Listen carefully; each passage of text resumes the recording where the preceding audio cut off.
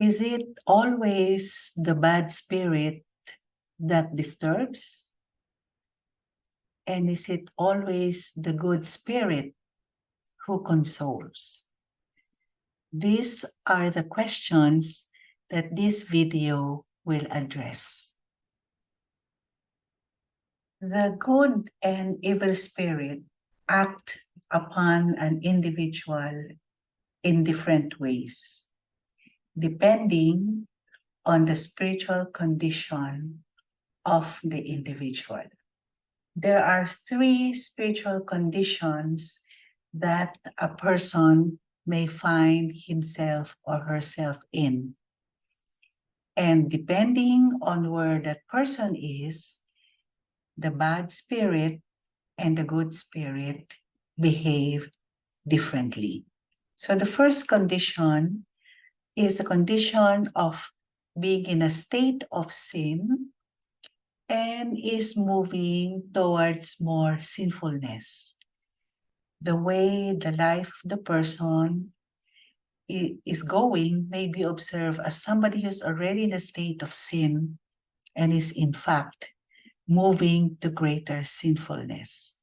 In this case, the bad spirit will console the person, but the good spirit will disturb the person. The other spiritual condition a person may find himself or herself in is in one in which the person may be in a state of sin, but has decided to move away from that state of sin and start leading a good life. In this case, the bad spirit will disturb that person, but the good spirit will console that person. And the third spiritual condition that the person may find himself or herself in is in a state of life that is already led well. A person has turned from bad to good, but now wants not just to stay good, but wants to become a better person. And so in this case, the bad spirit will again disturb the person, but the good spirit will console the person. Now, in our entire life, we may be moving in all these different states of life at different states at different points in our lives. Okay, so the same person may find himself or herself in this state at some point in his or her life, and yet as he or she moves on through life, may find himself actually in another spiritual condition. So let's look at this more concretely. So we said the good and evil spirits operate according to the spiritual condition of the individual. So let's take the first condition. A person is in a state of sin and is observed to be moving to more sinfulness. What is an example of this is a politician who had fallen into the habit of accepting bribe, and amount of bribes offered are increasing. Okay, so the politician is already in the habit of receiving bribes, and as his life as a politician goes or moves on into the future, the amount of bribes being offered are actually increasing. Okay, and so if he remains in this a way of life, he's actually moving from bad to worse. And so these people are sometimes described as people who have closed themselves off from God's grace. They've really turned away from God. They're actually moving away from God or are spiritually regressing. Even if a person is in this state, there will be moments when this person may actually feel disturbed, no, and say, maybe this is no longer really good. Maybe I should really put a stop into this and feel some sense of guilt about what he's doing. Those are moments when the good spirit is acting on this person. So even in this state of sinfulness, the good spirit is still acting on the person. But the way the spirit acts on this person is the good spirit disturbs. So those thoughts like, maybe I should stop this, maybe this is already too much, are from the good spirit, and they are disturbing. They shake the person up. Like, hey, wake up. What's happening to you? Or they stir feelings of remorse and discontent. They themselves, at those moments, may feel unhappy with the kind of person that they have become. And this disturbance of the good spirit is in order to make the person not happy anymore about his current state, and would somehow inject the idea of maybe living the sinful life. So the good spirit will sting our consciences if we are in this state.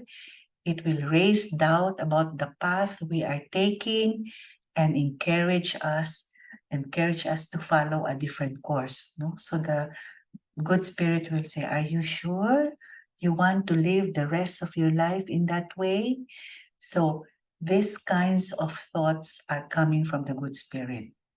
The good spirit uses the opposite method of the bad spirit, and the good spirit pricks our conscience, bites our conscience. So there are these moments when this kind of thoughts come to a person in this state of sin, moving to more sinfulness, comes from the good spirit.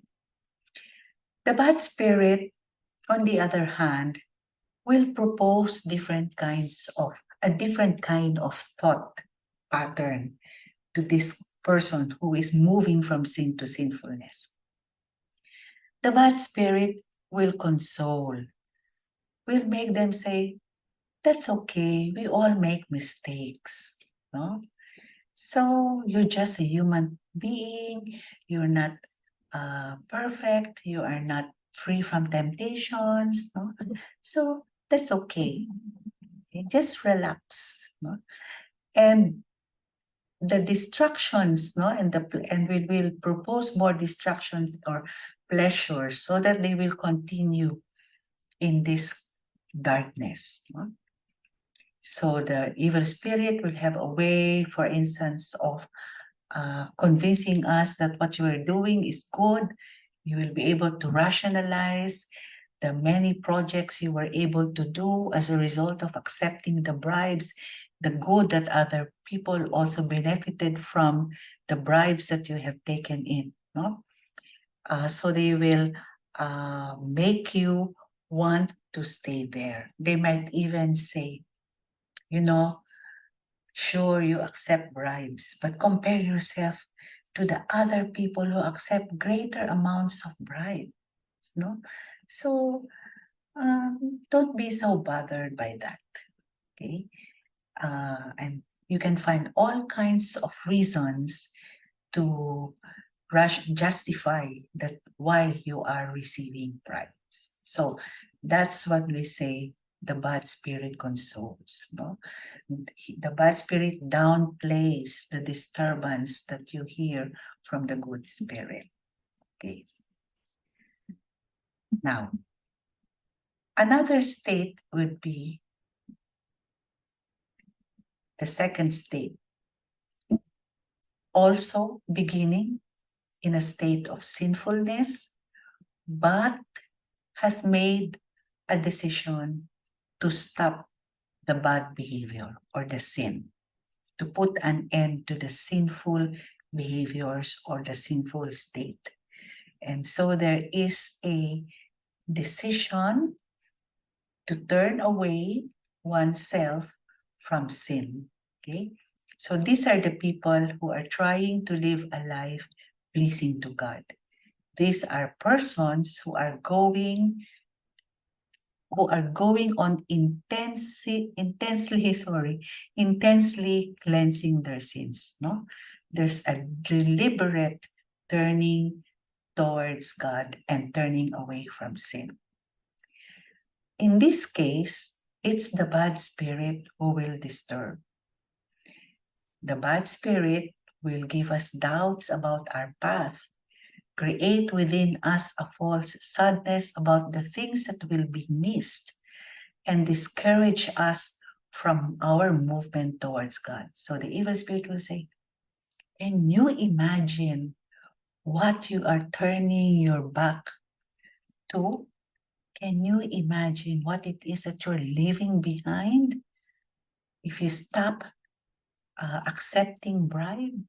Can you imagine what you will miss having because you will not anymore accept bribes? No? And you have been doing this for so long. Do you think you can really do this? Do you think you can really become good after having been in this way of life for so long? That's a discouragement of our movements towards God. So it is the way of the evil spirit to bite, sadden, and put obstacles, disquieting with false reasons that man may not go on. Okay? So the evil spirit will disturb you with discouragements, what you will miss, and what you are going to the evil spirit will even make you doubt your capacity to really convert, to really change and leave your evil ways. The good spirit, on the other hand, will strengthen, will say, okay, that is already a courageous act that you have done. That is already a courageous decision that you have taken on. Okay? And if you're afraid that you will fall again, that's okay. It's okay to fail. Sometimes you will backslide, no? And go into your sinful self again. But that's okay as long as you get up and give it and try again. So they are encouraging. They will remove all the things that you can think about that might make you think that it will not work, no? They will show you the way through the obstacles, or will even accept the failures that may still come about and give you peace, no? Give you peace.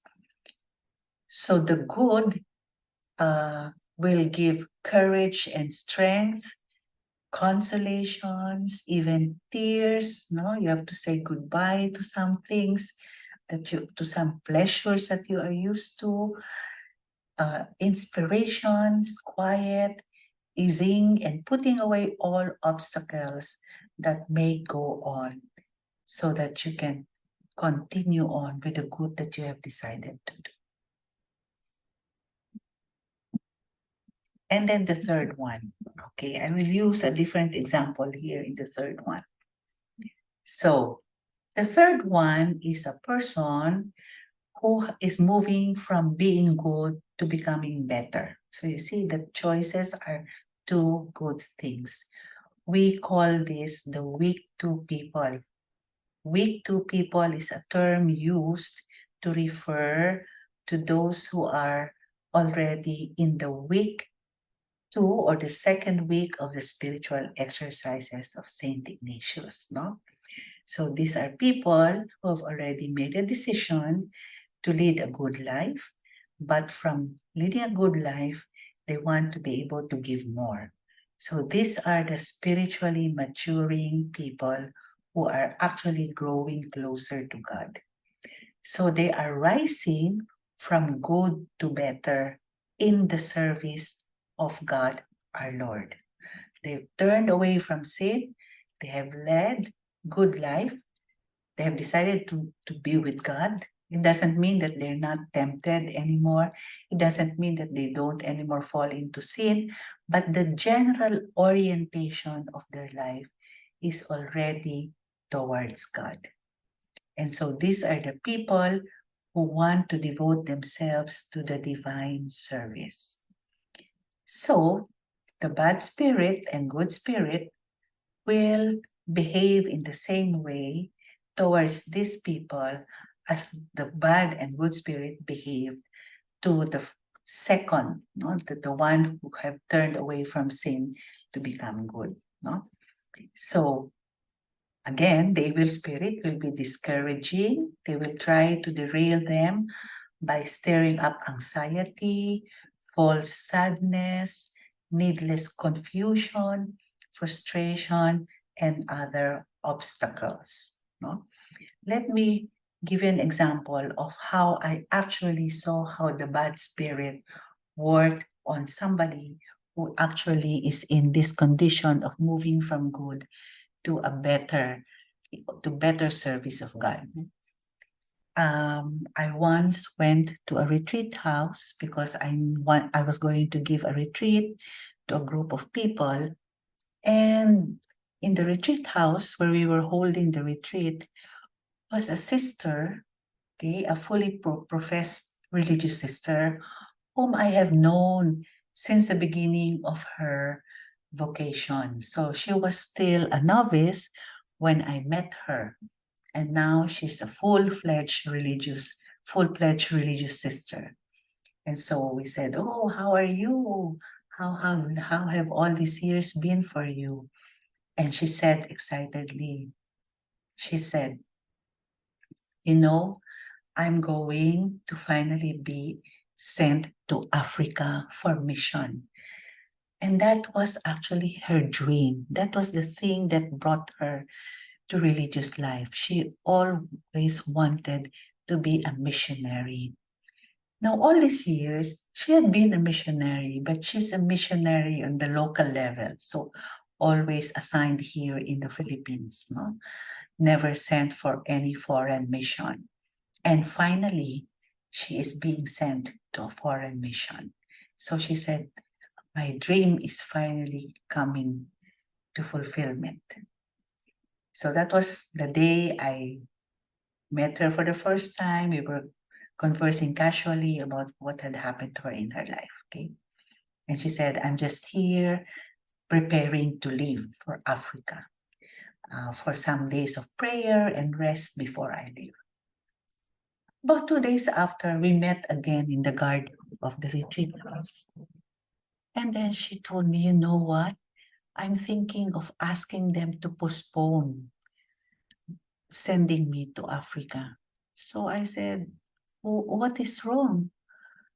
You were very happy, no? You were very happy. You were very happy at the thought that you were going to be sent to Africa, at the reality, in fact, that you will be sent to Africa." And then she said, "I'm worried that my father might die. I'm so worried that my father might pass away while I'm on mission in Africa." No? So I said, "Is your father sick?" "No." Is he in a hospital?" And she said, "No." "Where is he?" He said, "He's in the province with my mother and very healthy." So I said, think again, okay? If your father is healthy and yet you fear that he might pass away while you are in Africa, well, that's a reality. That's a possibility. That's a possibility. But that possibility of him passing away while you are in Africa, right now in your mind is a high probability. But there is no reason for you to fear that he will pass away soon because he's not sick."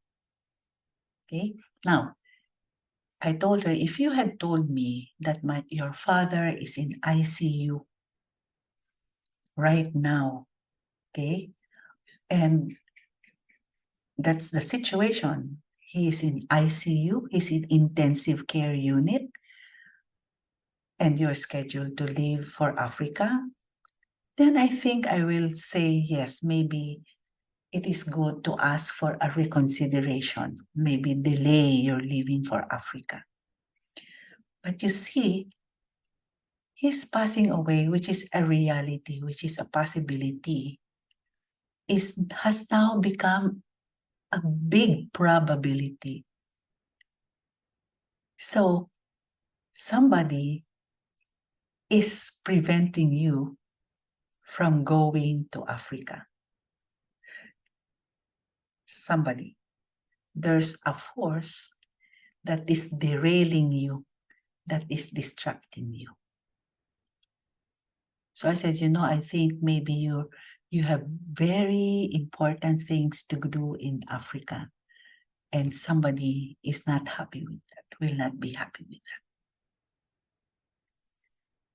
So who is actually disturbing in this case? Who is trying to derail the new mission, perhaps the more important mission, the bigger mission of this person who is wanting to give more, to do better things for God. On the other hand, the good spirit will console, give you perspective, okay, encourage you on the path that you have chosen, because it's the path that will give greater glory to God. So again, just to summarize, the bad spirit and the good spirit influence the individual differently depending on the condition of the individual.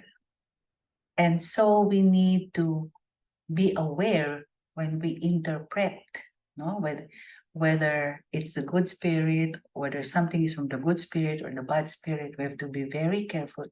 It's important that we know the starting point of the person.